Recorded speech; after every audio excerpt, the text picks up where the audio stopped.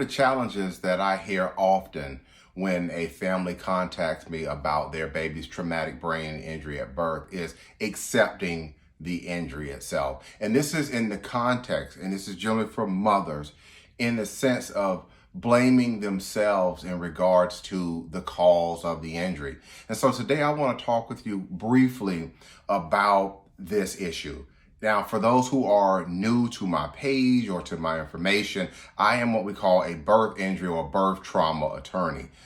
Families contact me when they have concerns as to the cause of their baby's traumatic brain injury at birth. And generally for the type of cases we handle, these are HIE, hypoxic ischemic encephalopathy injuries. And I'm able to talk with women. I talk with women actually all across the country on this issue. And what I want to share with you today is that more often that when we are doing these cases and we're investigating, we're trying to figure out the cause, rarely do we see the cause as something that the family or the parents, the mother, the father, rarely do we see as something that they have done that has caused the injury to the child.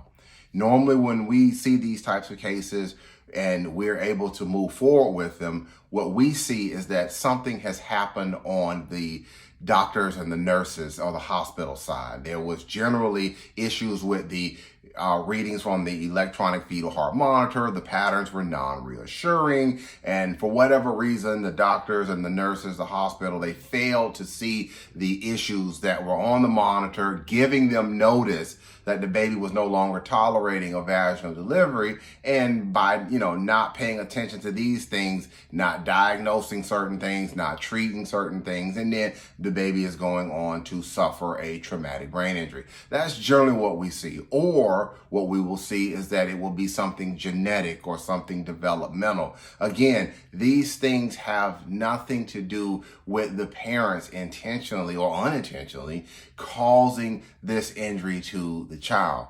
And so that is what I want to talk with you about today, because I know that by speaking to families and specifically mothers in these types of situations, what we find is that when the families are blaming themselves, a lot of times they're not able to then ask the pertinent questions regarding their baby's situation. This could be something in regards to treatment. This could be, just trying to understand the diagnosis. A lot of times what we see is that when families are blaming themselves, that it prevents them from being able to advocate further for their baby. Maybe you're watching this video today because your child has suffered a traumatic brain injury at birth, like HIE, and you have questions. You want to know what caused it. Was it something that the doctor or the nurse or the hospital, was it something that they did that caused the injury, or was it genetic or developmental? You would like us to do a birth injury investigation to help you find answers. If that is you, then what I invite you to do is to pick up your phone and call me. There's a telephone number down below. I invite you to call us and talk with us about your baby story. Remember, initially it costs you absolutely nothing to speak with us about what happened with your baby.